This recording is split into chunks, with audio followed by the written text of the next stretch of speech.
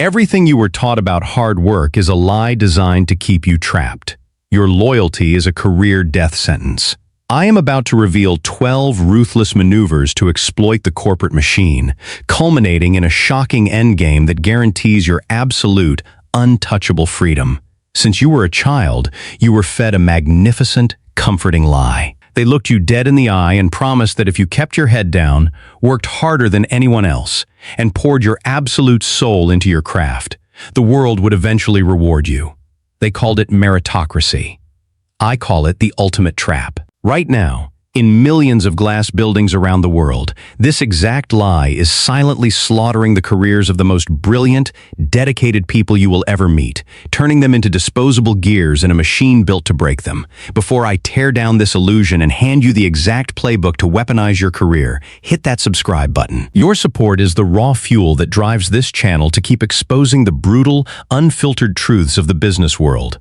Vuong Anaf 02 Main Chow Qui Viva Kak Ban. Welcome to the real world.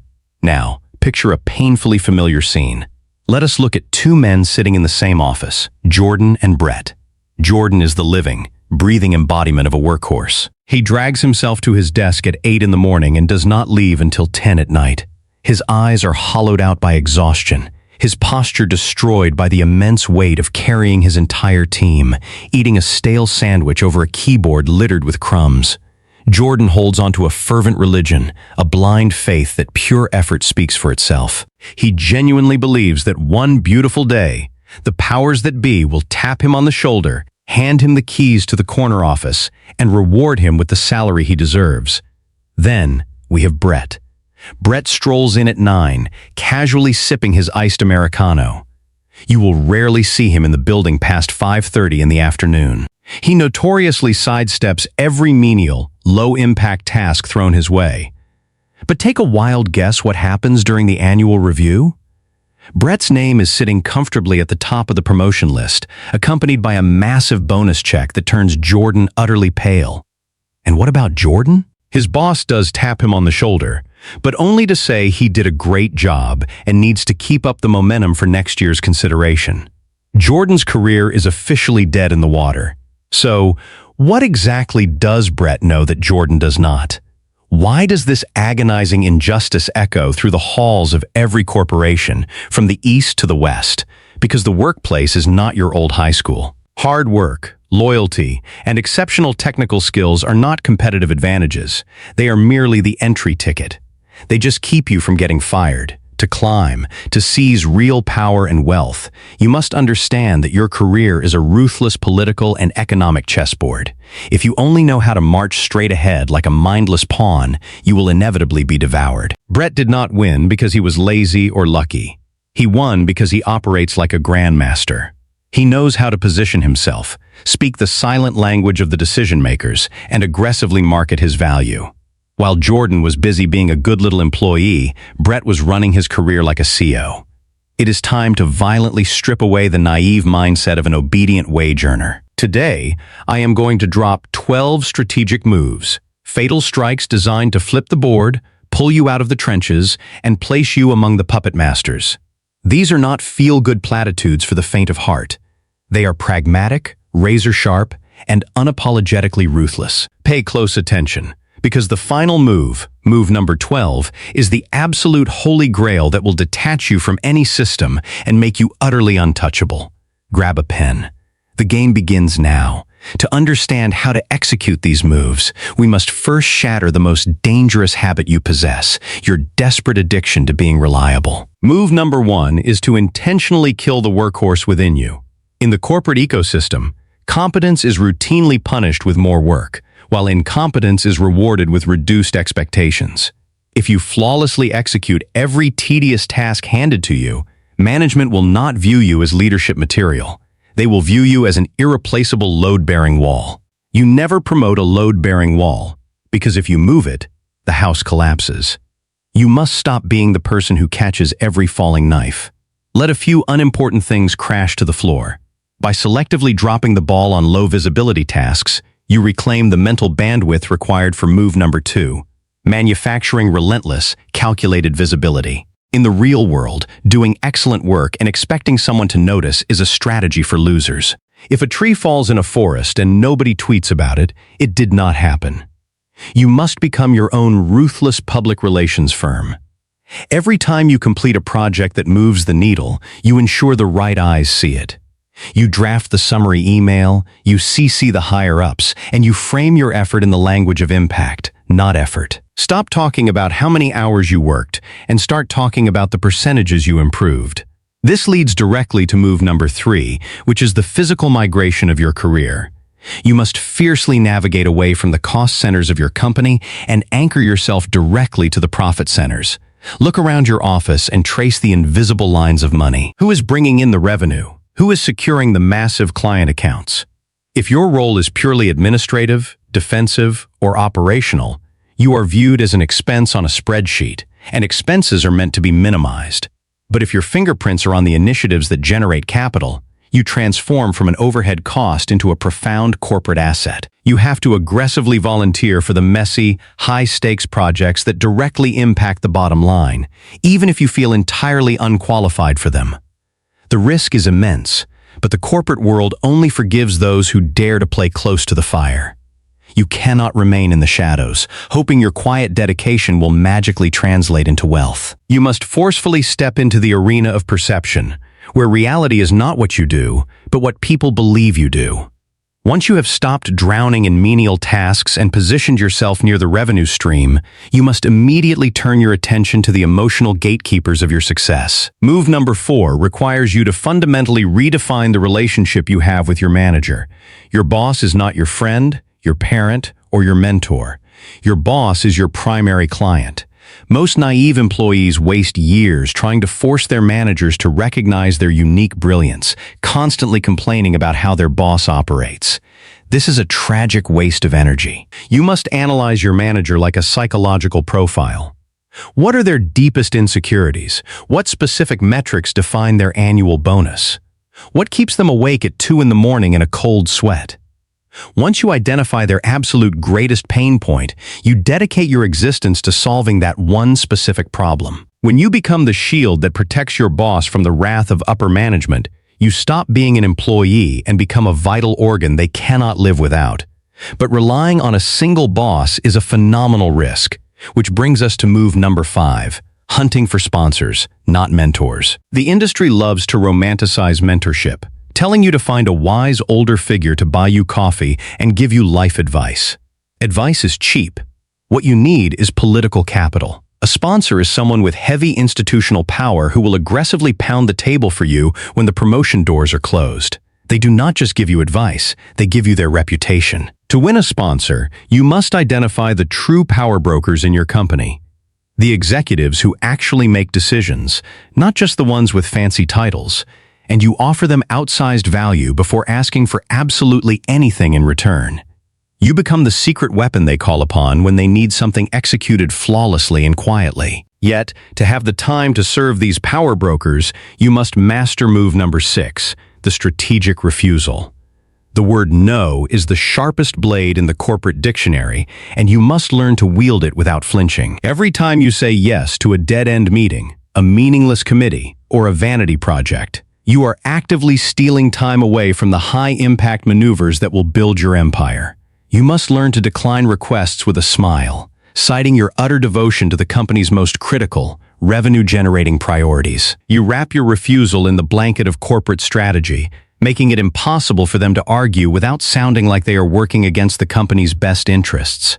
Guard your time with a vicious intensity, because every minute spent on someone else's agenda is a minute stolen from your own ascent. Having secured powerful allies in the shadows and guarded your most precious resources, it is time to step into the light and violently claim the territory you have earned. Move number 7 is where the weak-hearted usually fold. You must ruthlessly take credit for your victories. We are socially conditioned to be deeply humble, to deflect praise, and to constantly say it was a team effort. This false modesty is a fatal career disease. When you deflect praise, the wolves in your office will happily swallow it whole. When a major triumph occurs, you must look leadership dead in the eye and own it. You can acknowledge the team, but you must permanently anchor your name to the success. If you orchestrated the strategy, you ensure everyone knows whose brain birthed the idea. This is not arrogance. This is sheer survival. If you do not write your own historical narrative in the workplace, someone else will write you out of it entirely. This commanding presence naturally fuels move number 8, the weaponization of scarcity and external demand. In economics, value is entirely dictated by supply and demand. If your company believes you will never leave, that you are a loyal dog who will stay regardless of how poorly you are fed, your value drops to 0. You must cultivate a subtle, lingering aura that you are highly sought after by the outside market. You casually mention industry events you are attending. You maintain a pristine, highly active professional network, and you let it be known that headhunters reach out to you regularly. You never make outright threats. You simply allow the phantom of your potential departure to haunt your manager's mind. When they realize that keeping you requires an active, competitive effort, the budgets for your raises will miraculously unlock. To ensure they cannot simply call your bluff, you must execute move number 9, becoming the operational linchpin. You must identify a critical system, a highly lucrative client relationship, or a complex piece of proprietary knowledge, and you must hoard it. You weave yourself so deeply into the fabric of this essential function that extracting you would cause catastrophic organizational bleeding. You do not do this to be malicious. You do this to build a moat around your career. The moment they realize it would cost them 10 times your salary to replace the institutional knowledge you hold in your head, the balance of power permanently shifts. You are no longer asking for a seat at the table. You own the room where the table sits. You transition from a disposable asset to a structural necessity.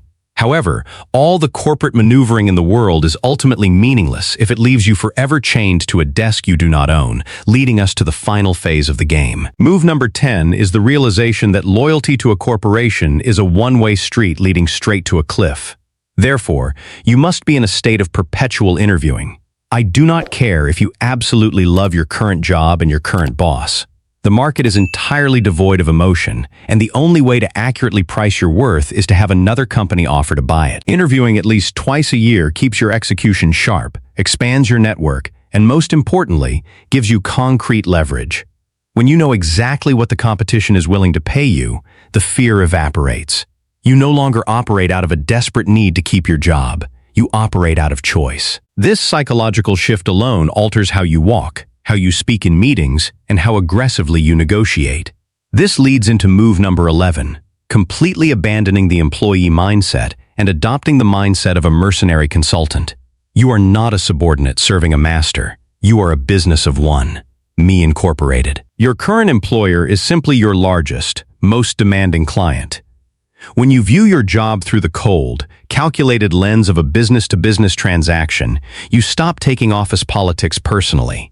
You stop feeling betrayed when the company makes a ruthless decision, because you expect businesses to act like businesses. You trade your services for capital, experience, and network growth. The moment the transaction ceases to be wildly profitable for your personal growth trajectory, you sever the contract and take your enterprise elsewhere. And now, we arrive at the absolute apex. Move number 12. The Holy Grail. All the previous 11 steps are designed to make you powerful within the system, but move 12 is designed to detach you from the system entirely. You must build your personal monopoly. As long as one single corporation signs your entire paycheck, they own your life. To achieve true, untouchable freedom, you must build leverage that exists outside the walls of your employer. This means aggressively building your own audience, cultivating a powerful personal brand, or quietly constructing an equity-generating side business that slowly replaces your corporate income. You take the immense skills, the ruthless strategies, and the capital you have extracted from the corporate world, and you pour them into an empire that bears your own name. When you possess walk-away power, when you can look a CEO in the face, reject their demands, and walk out the door knowing your financial life will not skip a single beat, you have won the game. You are no longer a pawn. You are no longer even a grandmaster playing on someone else's board. You own the board. The illusion of meritocracy has been shattered. The playbook is now in your hands. Do not just survive the machine. Exploit it, drain it of its value, and use it to build your absolute freedom. To truly conquer the corporate ecosystem, you must shed the naive belief that hard work and blind loyalty naturally result in success. The modern workplace is not a meritocracy.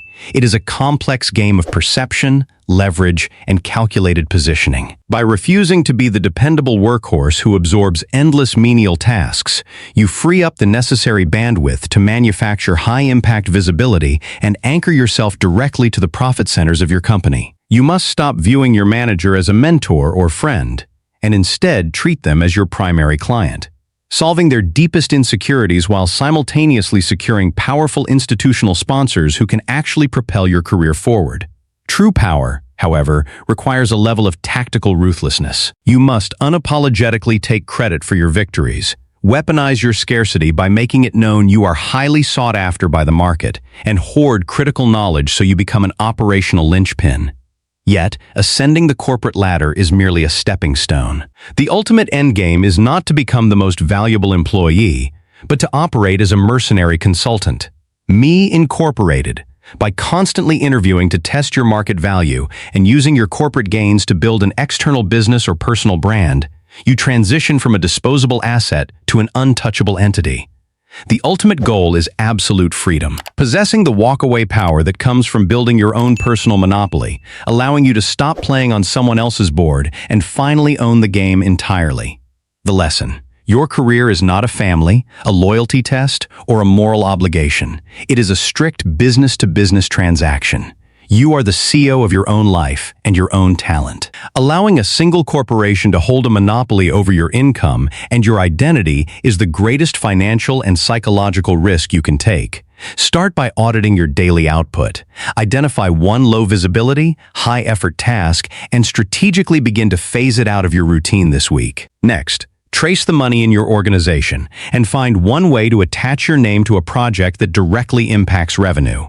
Shift your mindset immediately during your next one-on-one with your boss. Stop looking for validation and start treating them like a client with a specific problem you need to solve. Finally, dedicate at least 3 hours this weekend to building your leverage outside of your 9-to-5, whether that means updating your resume to test the market, expanding your professional network, or laying the foundation for a side business.